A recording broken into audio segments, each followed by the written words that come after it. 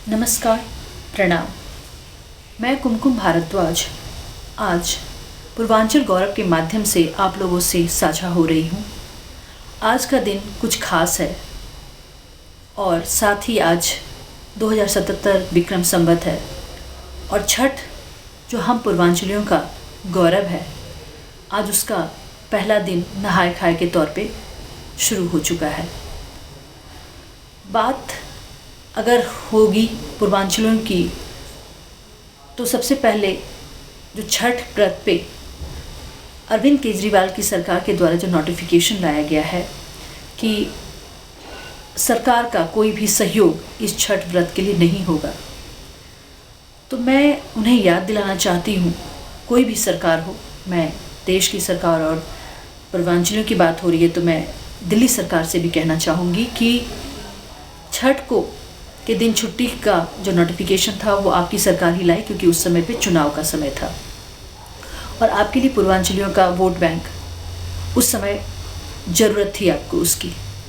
लेकिन इस बार अगर आप लोगों ने देखा कि कोरोना काल में भी चुनाव पे कोई लगाम नहीं लगा, चुनाव पे कोई प्रतिबंध नहीं लगा, चुनाव में देरी नहीं हुई, समय पे निर्धारित तरीके से चुनाव हुआ और कोरोना के डिस्टेंसिंग की धज्जियाँ भी बखूबी लोगों ने देखी कि खूब उड़ी।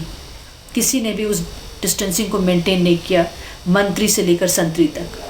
तो फिर इन त्योहारों पे खास करके जो छठ हमारे आराध्य सूर्य देवता की जो हम पूजा करते हैं, 4 दिनों का जो छठ का जो त्यौहार है, हमारा गौरव जो पूर्वांचलियों के लिए आराध्य की पूजा करने का जो यह त्यौहार है, उसमें फिर बाधा क्यों उत्पन्न की जा रही है? क्या हमें त्यौहार मनाने के लिए भी सरकार से अप्रूवल की ज़रूरत पड़ेगी?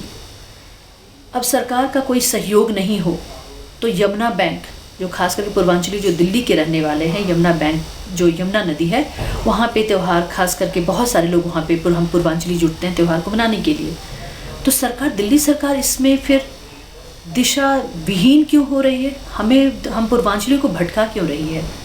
वजह यह है कि आप लोगों ने कोरोना काल में देखा कि जितने भी मोहल्ला क्लिनिक की बात जो केजरीवाल की सरकार ने की थी वो किस तरीके से, कितना उसका उपयोग हो पाया।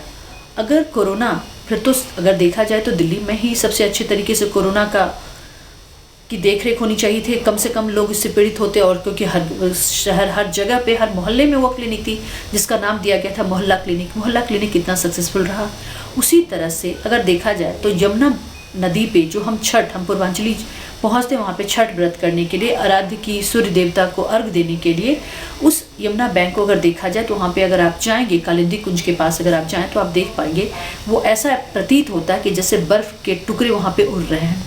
और वो अगर आप देखें तो वह बर्फ़ का टुकड़ा नहीं है, जबकि वह पानी में जो जहरीले तत्व हैं जो मिला हुआ है उसकी वजह से वो झाग वहाँ पे देखने को मिल रहा है। यही माफ़ कीजिएगा, यही अरविंद केजरीवाल की सरकार ने अभी चुनाव का साल भी नहीं लगा है, उस समय पे ये कहा था कि हम पाइप के थ्रू सभी घरों में पानी का कनेक्शन दिया जा रहा है और साथ में सीवरेज ट्रीटमेंट प्लांट, कि वहाँ से जितने भी सीवरेज निकलेंगे उसको सीवरेज ट्रीटमेंट प्लांट में ट्रीट पानी को किया जा रहा है। तो ये ट्रीटमेंट क्या फिर यमुना नदी के में पानी डाल करके यमुना नदी इसका ट्रीटमेंट कर रही है या फिर सरकार के द्वारा STP का कोई प्रयोजन भी था? तो यह हमें ग्रांटेड लेते हैं, खास करके पूर्वांचली को तो अभी हमारे त्यौहार के माध्यम से आप देख पा रहे हैं, यह सरकार जनता को ही ग्रांटेड लेती है।